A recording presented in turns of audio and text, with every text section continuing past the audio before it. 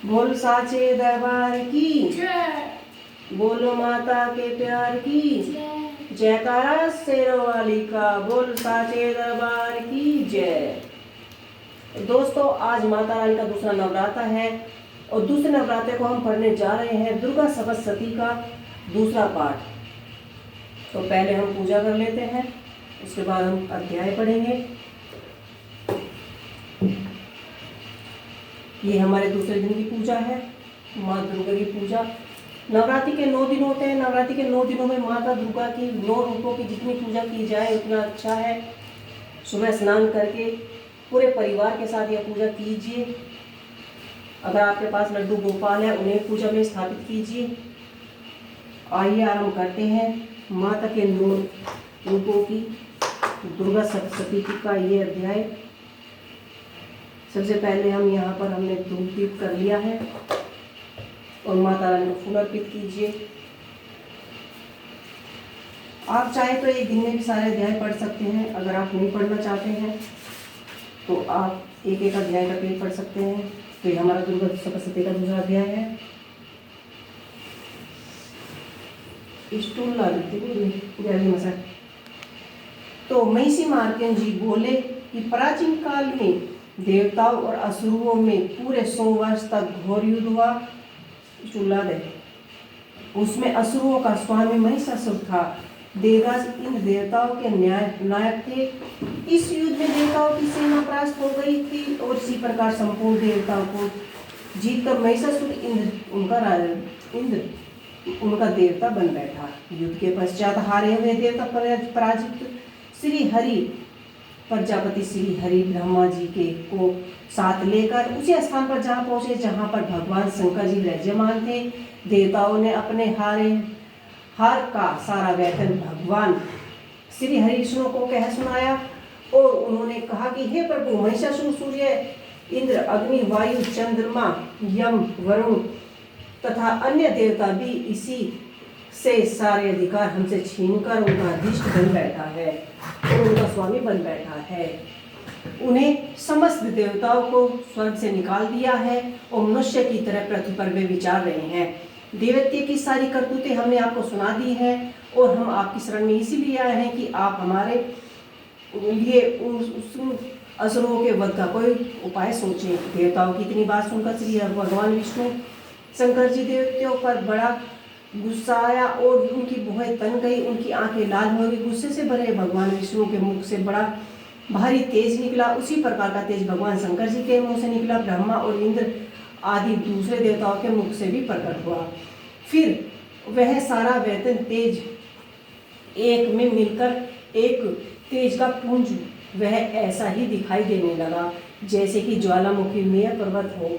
देवताओं ने देखा कि उस पर्वत की ज्वाला चारों ओर फैली हुई है और देवता के शरीर से प्रकट हुए तेज से किसी अन्य तेज से तुलना नहीं की जा सकती थी। एक स्थान पर एकत्र होने के बाद वह तेज एक देवी के रूप में परिवर्तित हो गया और अपने उसी प्रकार के तीनों लोगों पे व्याप्त होने लगा। वह भगवान शंकर का तेज था। उससे देवी का मुख प्रकट हुआ। यमराज के तेज से उसके सिर के बाल बने। भगवान श्री हरि विष्णु के तेज से उनकी भुजाएं बनी।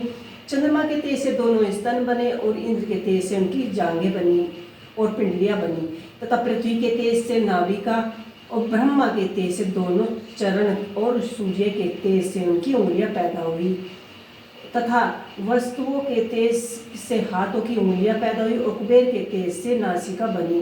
प्रजापति के तेज से उनके दंत और अग्नि के तेज से उनके नेत्र बने। संध्या के तेज से उनकी भौहें और वायु के तेज से उनके कान प्रकट हुए। इसी प्रकार उस देवी के प्रादुर्भाव हुए और महिषासुर से प्रजापति देवता उस देवी को अत्यंत प्रसन्न हुए। भगवान शंकर ने अपने त्रिशूल में से एक त्रिशूल निकालकर देवी को भेंट किया। विष्णु ने एक चक्र निकालकर देवी को भेंट किया और वरुण ने अपने शंख में से निकालकर एक शंख देवी को भेंट किया। अग्नि ने इसी शक्ति दी। वायु ने धनुष और बाण दिए। सहस्त्र नेत्रों वाले श्री हरि देवराज इंद्र ने उन्हें अपने ब्रज और उत्पन्न करने वाले ब्रज दिए और ऐरावत हाथी ने 1 घंटा उतारकर देवी को भेंट किया। यमराज ने कालदंड में से एक दंड दिया, वरुण ने पास दिया, प्रजापति ने सफाटे की माला दी, ब्रह्मा जी ने उन्हें कमल मंडल दिया और सूर्य देवी ने समस्त रोमों में अपनी किरणों से उनके शरीर में तेज भर दिया। चमकती ही तलवार की ढाल दी, उज्जवल हार दिए, दिव्य वस्त्र भेंट किए और उनके इसके शरीर से ही अत्यंत दिव्य चुंबिका देवी जो कुंडला उज्ज्वल अर्ध्यचंद्र वोहों के लिए बाजूबंद, चरणों के लिए नुपुर, गले के लिए सुंदर हार और मालाएं, उंगलियों के लिए रत्नों की बनी हुई अंगूठियां और विश्वकर्मा के लिए फांस दिए और उनके साथ ही इसी प्रकार से कई अस्त्र शस्त्र मोह कवच दिए। और इसके अतिरिक्त सभी देव देवताओं ने माता को कुछ न कुछ उपहार में भेंट किए, जैसे कि समुद्र ने सुंदर कमल दिए और हिमालय ने सवारी के लिए सिंह दिया। इसी तरह माता के रत्नों की भेंट करते हैं यक्षराज कुबेर ने मधु से भरा हुआ पात्र और शेषनाग ने मधुमूल्य नागमणिया विश्वभूत नागहार भेंट किए। इसी तरह दूसरे देवताओं ने भी आभूषण अस्त्र शस्त्र माता रानी को भेंट किए और जो कि अपने प्रभाव से तीनों लोकों को प्रकाशित कर रही थी। उनके चरणों के भार से पृथ्वी दबी जा रही थी, माथे के मुकुट से आकाश में एक रेखा से खींच गई थी, उनके धनुष की टंकारों से लोग शोभित हो रहे थे। देवी अपने शस्त्रों भुजाओं को संपूर्ण दिशाओं में फैलाए खड़ी थी। इसके पश्चात उनका दैत्यों के साथ युद्ध छिड़ गया और कई प्रकार के अस्त्र शस्त्र और सभी दिशाओं में उद्भसित होने लगे। महिषासुर की सेना का सेनापति तीक्षासुर नाम का एक महान असुर था। वह आगे बढ़कर देवी के साथ युद्ध करने लगा और दूसरा दैत्य की चतुराई गण सेना साथ लेकर चामर भी देवी माता से लड़ने लगा। 1000 महारथियों को साथ लेकर उग्र नामक महादैत्य युद्ध करने के लिए आगे आया। हनुमत नामक असुर भी करोड़ों रथियों और राक्षसों को लेकर माता रानी से युद्ध करने के लिए आगे बढ़ा। तत्पश्चात ऋषियों और देवताओं ने देवी की स्तुति की आरंभ कर दी और वह प्रसन्न होकर असुरों के शरीरों पर अस्त्र शस्त्र से वर्षा करने लगी। देवी का वाहन भी क्रोध में भरकर दैत्य सेना में इसी प्रकार विचारने लगा और जैसे कि वन में दानव फैले हुए होते हैं, युद्ध करते हैं। और देवी ने क्रोध में भरे जितने विश्वासों को छोड़ा वह तुरंत ही सैकड़ों हजारों गुणों में रूप में परिवर्तित हो गई। फरासों से भिंदीपाल, खड़क तथा पिटशाला इत्यादि अस्त्र शस्त्र दैत्यों से युद्ध करने लगे। देवी की शक्ति से बढ़े हुए वह गण देवताओं का नाश करते हुए ढाल, शंख, चक्र, ढोल बाजने लगे। तदंतर देवी ने त्रिशूल, गदा, शक्ति, खड़ग आदि से शास्त्रों के असुरों को मार डाला।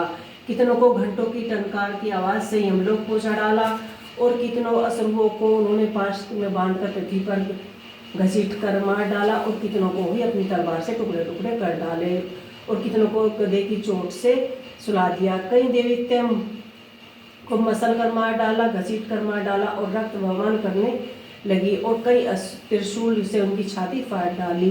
इसी कारण पृथ्वी पर लेट गए और अत्यंत कितने ही को बाणों से छिन भिन कर उनकी कमर तोड़ डाली। देवताओं को पीड़ित देने वाले यह दैत्य कट कट कर मरने लगे। कितने ही बाहें अलग हो गई और कितनों के ही ग्रीवा कटकर कितनों के ही सिर दूर भूमि पर लुढ़कने लगे। कितने ही शरीर में से कट गए और कितने ही जांघें कट गई और वह पृथ्वी पर ही गिरे पड़े रहने लगे। कितने के सिर व पैरों कटने पर भी भूमि पर उठ खड़े हुए और सहस्त्र हाथ में लेकर माता देवी से लड़ने के लिए ललकार रहे थे। और कई असुर उसके उनके सिर कट चुके थे, बिना सिर के ही धड़ से अलग होकर हाथ में शस्त्र लेकर लड़ने लगे। दैत्य रह रहकर ठहरो ठहरो कहकर देवी को युद्ध के लिए ललकार रहे थे। जहाँ पर यह युद्ध हुआ वहाँ घोर संग्राम हुआ था। वहाँ पीक की भूमि रथ, हाथी, घोड़े और असुरों की लाशों से लथपथ भर गई थी और असुर सेना के बीच रक्तचाप होने के कारण रुद्री कि नदी बह रही थी और इसी तरह से देवी ने असुरों को, विशाल सेना को क्षण भर में ही नष्ट कर दिया। जैसे ही हिरण्यकश्यप के बड़े समूह को अलग नष्ट कर डालते हैं, उसी तरह देवी का सिंह गर्दन के बालों को हिलाते हुए बड़ा शब्द कहते हुए असुरों के शरीरों से मानो प्राणों को ढूंढ रहा हो। अब वहाँ देवता की गणना ने अब जब देवताओं के साथ युद्ध किया था तो देवताओं ने प्रसन्न होकर आकाश से पुष्प की वर्षा की।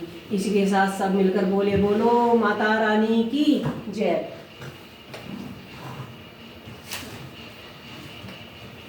अम्बे तू है जगदम्बे काली, जय दुर्गे खप्पर वाली, की भूमि गावे भारती हो मैया, हम सब उतारे तेरी आरती। नहीं मांगते धन और दौलत, ना चांदी ना सोना, हम तो मांगे माँ तेरे मन का एक चोट को ना सकी, बिगड़ी बनाने वाली, लाजी बचाने वाली, सतियों के सती को सवारे मैया, हम सब उतारे तेरी आरती।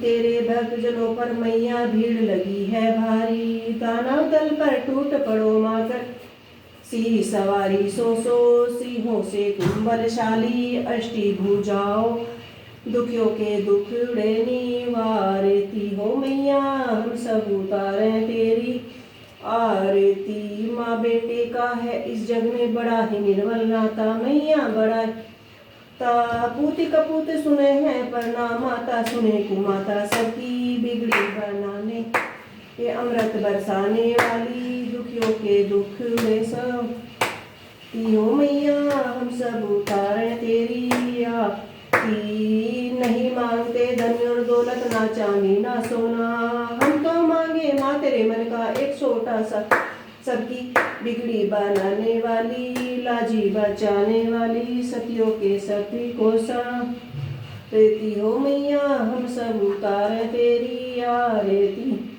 बोलो मेरी ससियों वाली जोता मैया, तेरी ही सदा ही जय।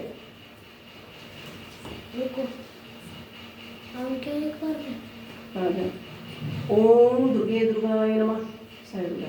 ओम दुर्गे दुर्गाय नमः। ओम दुर्गे दुर्गाय नमः। ओम दुर्गे दुर्गाय नमः।